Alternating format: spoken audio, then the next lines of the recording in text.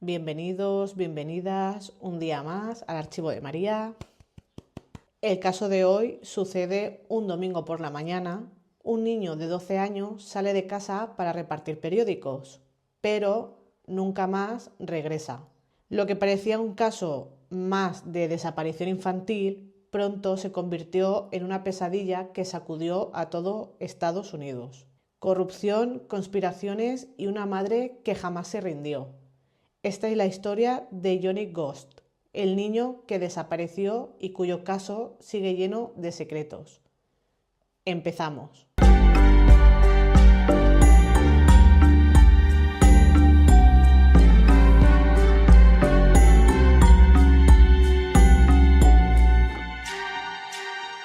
La mañana del 5 de septiembre de 1982 parecía una más en el tranquilo barrio residencial de West Des Moines, en Iowa. Johnny Ghost, un chaval de 12 años, se levantó pronto para hacer su ruta repartiendo periódicos, como hacía cada domingo. Lo hacía acompañado casi siempre por su padre, pero ese día decidió ir solo, llevándose solo a su perro Salchicha como compañía.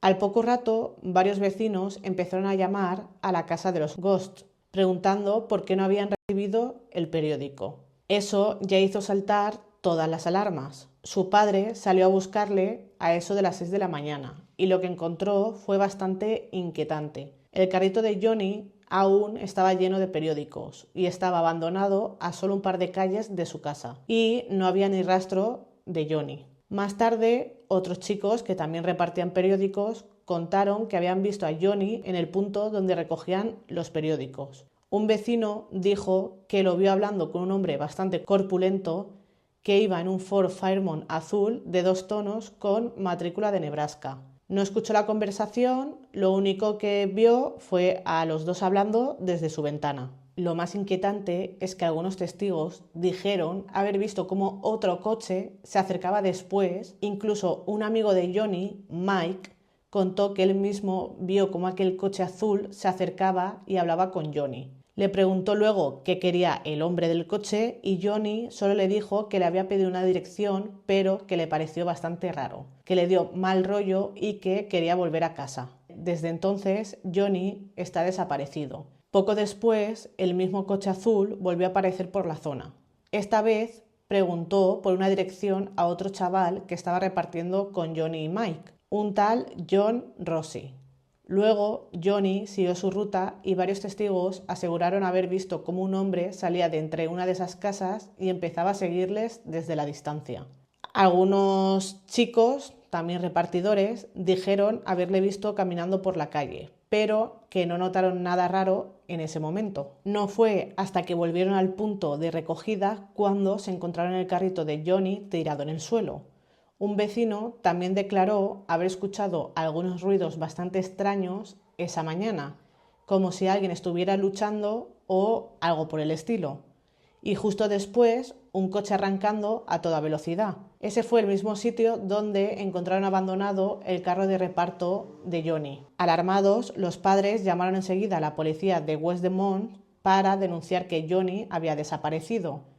Pero en aquellos años no existía una diferencia legal entre la desaparición de un menor y la de un adulto.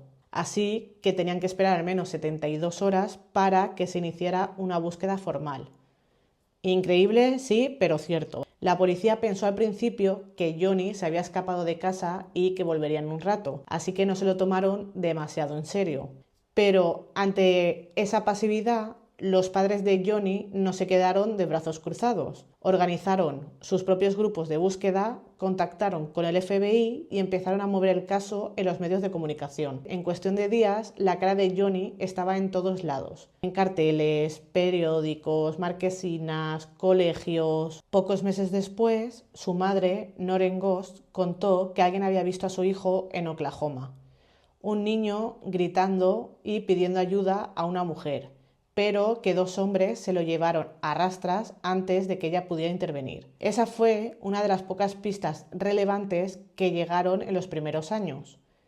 En 1984, 2 años después de su desaparición, la foto de Johnny apareció junto a la de otra niña, Juanita Rafaela, en los cartones de leche que se vendían por todo Estados Unidos. Aquel gesto fue clave. La niña fue encontrada viva en 1986, pero Johnny seguía sin aparecer. Y cuando todo parecía estancado, ocurrió algo que heló la sangre a todo el mundo. El 12 de agosto de 1984, otro niño que repartía también periódicos, Eugene Wade Martin, de 12 años, desapareció en circunstancias casi idénticas.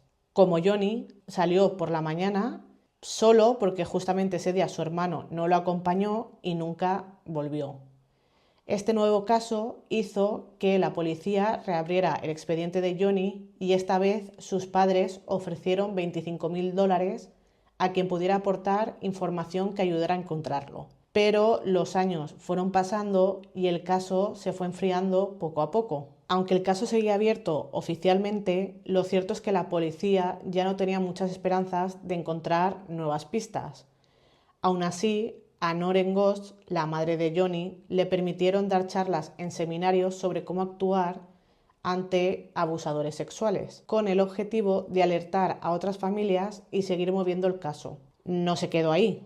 También se presionó a las autoridades para cambiar las leyes, y así es como nació la ley Johnny Ghost, que obligaba a la policía a actuar de inmediato cuando desaparecía un niño, sin tener que esperar esas 72 horas. Esta ley se aprobó en Iowa en 1984 y más tarde se replicó en Missouri y en varios otros estados. Ese mismo año, en agosto, Noreen declaró ante el Senado de Estados Unidos durante una audiencia sobre crimen organizado. Allí habló sin pelos en la lengua de redes de pedofilia. A partir de ese momento empezó a recibir amenazas de muerte. También testificó ante el Departamento de Justicia, lo que acabó ayudando a la creación del Centro Nacional para Menores Desaparecidos y Explotados, con un presupuesto inicial de $10 millones. Incluso llegó a ser invitada a la Casa Blanca por el presidente del momento. En 1985, el caso volvió a sonar con mucha fuerza por un detalle muy curioso y escalofriante. Una mujer encontró un billete de $1 que tenía escrito «Estoy vivo, Johnny Ghost». Aunque no aportaba mucha información concreta sobre dónde estaba, reavivó la esperanza de que Johnny aún pudiera estar con vida. Pero una vez más, no hubo ningún avance sólido de esa pista. Un año más tarde, otro niño llamado Mark Allen desapareció en la misma zona. Ya eran 3 menores en circunstancias similares. Noreen estaba convencida de que todo apuntaba a una red de pedofilia, como llevaba años diciendo. Sin embargo, las autoridades no lo relacionaron oficialmente. La insistencia de Noreen y su marido logró que mucha gente conociera la historia, y en 1989 un giro inesperado dio nueva vida al caso. Un hombre llamado Paul Bonacci, que estaba siendo juzgado por abuso infantil, declaró que él había sido víctima de una red que obligaba a los niños a secuestrar a otros menores para luego venderlos. Y sí, dijo haber participado en el secuestro de Johnny. Bonacci contó su versión a los padres de Johnny. El padre, tras hablar con él, terminó creyéndole. Noreen también pensó que decía la verdad, sobre todo porque el chico dio detalles muy concretos sobre Johnny que solo alguien cercano podía conocer. Mencionó una marca de nacimiento en el pecho, pero también describió una cicatriz en la lengua y otra en la parte baja de la pierna, información que no había sido compartida. Y lo que más le impactó a Noreen fue que Bonacci dijo que Johnny, cuando se enfadaba, empezaba a tartamudear. Esa era una característica que nadie más podía saber. A pesar de todos esos detalles tan específicos, ni el FBI ni la policía local lo consideraban un testigo fiable. Nunca llegaron a interrogarlo formalmente, ya que aseguraban que en el año de la desaparición de Johnny, Bonacci ni siquiera estaba en Iowa. Aún así, seguía siendo muy extraño que supiera tantas cosas sobre el niño. Tras eso, el caso volvió a quedarse estancado,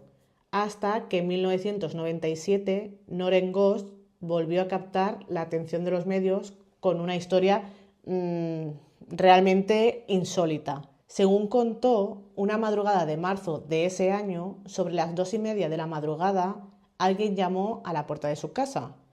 Cuando ella abrió, ahí estaba su hijo, Johnny, ya con 27 años, acompañado de otro hombre que, según ella, nunca había visto antes. Noren dijo que lo reconoció al instante. Era Johnny.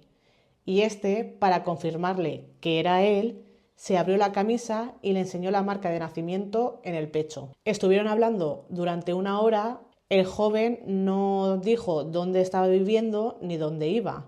De hecho, casi no hablaba, sino que antes de hablar miraba a su acompañante como si le estuviera pidiendo permiso. Llevaba vaqueros, una camisa, un abrigo y el pelo largo, teñido de negro y hasta los hombros de largo. Tras esa breve visita, se marcharon tan rápido como llegaron. Subieron a un coche y desaparecieron. Noren, por supuesto, fue corriendo al FBI, donde le ayudaron a hacer un retrato robot basado en el aspecto que tenía su hijo aquella noche. Años después, en el año 2000, Noren publicó un libro titulado ¿Por qué Johnny no puede volver a casa? En él contaba su versión de todo lo que había pasado, basándose en la información que le proporcionaban detectives privados y en la visita nocturna de su hijo. Para ella era evidente. Johnny había sido víctima de una red de tráfico de menores y esa teoría tendría un gran giro en 2006. El 1 de septiembre de 2006, Noren encontró un sobre en la puerta de su casa. Dentro había varias fotografías bastante perturbadoras. En una, a todo color, se veían 3 niños atados y con la boca tapada y, según ella, uno de esos niños era su hijo Johnny. En otra imagen, un niño que también identificó como Johnny aparecía con las manos y los pies atados, la boca tapada y con una marca como de ganado en el hombro. Llevaba los mismos pantalones deportivos que vestía cuando desapareció aquella mañana de septiembre de 1982. Y había una tercera foto todavía más inquietante. Mostraba a un hombre aparentemente sin vida con algo atado al cuello. Poco día después de que estas imágenes se hicieran públicas, la policía recibió una carta anónima. En ella se decía lo siguiente: caballeros, alguien ha jugado una broma muy cruel a una madre ya bastante castigada. La foto en cuestión no es de su hijo. Son 3 chicos de Tampa, Florida, que a finales de los 70 o principios de los 80 se retaron a un juego de escapismo. La oficina del sheriff del condado de Hillsborough investigó el asunto en su día. No se presentaron cargos ni se consideró que hubiera delito. El detective que llevó el caso se llamaba Nelson Salva. Aún así, Noren no quedó del todo convencida. Para ella, todo seguía encajando demasiado bien como para ser casualidad. En teoría, comprobar esa carta no debería de haber sido muy complicado. Y de hecho, Nelson Salva, que efectivamente trabajó en los años 70 para la oficina del sheriff del condado de Hillsborough, en Florida, confirmó que lo que decía el anónimo era cierto. Aseguró que sí, que había investigado aquella fotografía en blanco y negro allá por 1978 o 1979, mucho antes de que Johnny desapareciera. Pero cuando se le preguntó si podía demostrar que la imagen que había visto entonces era exactamente la misma, no tuvo manera de probarlo. No aportó ninguna evidencia, así que, lejos de calmar los ánimos, todo esto no hizo más que alimentar las sospechas. ¿Y si realmente se trataba de Johnny? La teoría de que todo formaba parte de una red de explotación infantil empezó a sonar con mucha más fuerza, generando un auténtico revuelo a nivel nacional. Las críticas hacia la policía por cómo había gestionado el caso se intensificaron y el miedo a una trama oculta de secuestros infantiles se extendió por todo el país. Y lo más increíble es que a día de hoy nadie sabe qué pasó con Johnny Ghost. Las autoridades no han logrado encontrar ni confirmar nada de lo que contó su madre. Pero Noren nunca se ha rendido. Sigue recogiendo pistas, recibiendo mensajes y manteniendo activa su web que se llama Johnny Ghost Foundation, donde comparte todo lo que va averiguando. Mientras tanto, el caso se ha convertido en caldo de cultivo para todo tipo de teorías, desde redes de pedofilia dirigidas por personas influyentes hasta quienes aseguran que Johnny sigue con vida, trabajando para el gobierno bajo una nueva identidad, la de Jeff Gannon. Según pone en internet, es un columnista conservador estadounidense más conocido por el seudónimo de Jeff Gannon, que entre 2003 y 2005 obtuvo la acreditación de reportero de la Casa Blanca. No me preguntéis el por qué la gente piensa que Jeff Gannon es Johnny y que trabaja en el gobierno de Estados Unidos de forma secreta. No lo sé, pero bueno, para que sepáis quién es Jeff Gannon, porque yo no tenía ni idea, así que... Actualmente en Estados Unidos hay más de 90.000 casos sin resolver de personas desaparecidas. Historias que, como la de Johnny, pues siguen abiertas y congeladas en el tiempo.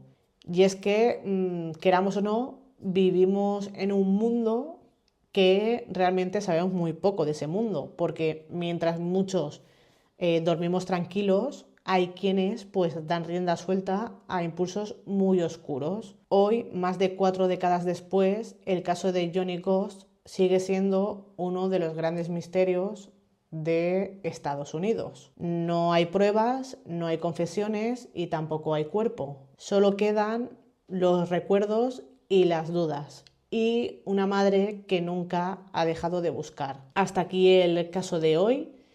Espero que os haya gustado mucho este caso. A mí me parece inquietante y perturbador este caso porque es que es muy fuerte. Que apareciera un chaval 27 años después diciendo que es Johnny y le enseñara la marca y todo, es que me parece súper fuerte que no se investigara esa línea o que no se volviera a encontrar a ese chico. Porque, ¿y si de verdad era? Es que es muy fuerte, ¿no? ¿Y si de verdad era Johnny y lo dejaron escapar otra vez? Es que es muy fuerte. Me gustaría mucho saber qué opináis en comentarios, qué os ha parecido este caso y si os ha gustado este vídeo me ayudaríais mucho dándome un like. Si no queréis perderos vídeos como este, suscribiros y nos vemos en el próximo vídeo.